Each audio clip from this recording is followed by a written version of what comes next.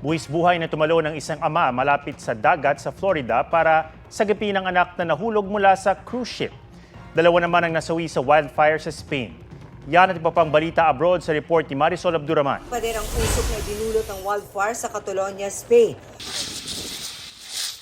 Sumiklab ang apoy sa isang farm at kumalat dahil sa masamang panahon at malalakas na hangin. Dalawa ang nasawi. Mahigit 6,000 hektarya ng lupa ang natupok. Sumiklab ang wildfire sa gitna ng heat wave sa Europe.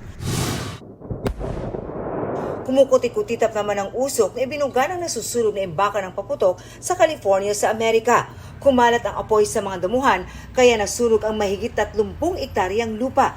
Inaalam pa kung may nasaktan bagamat pinalikas ang mga nakatira malapit sa pasilidad.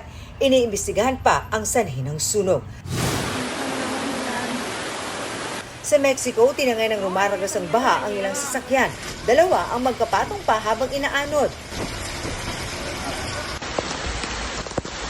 Nang misulang ilog ang mga kalsada sa tindi ng baha at ulang dala ng Tropical Storm Barry. Walang naitalang nasawi bagamat daang-daang bahay ang nasira.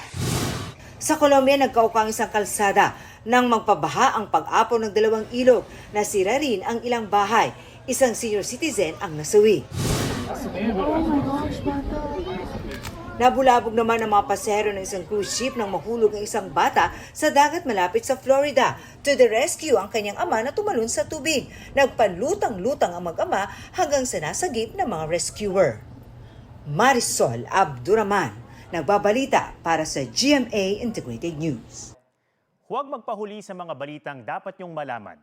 Mag-subscribe na sa GMA Integrated News sa YouTube.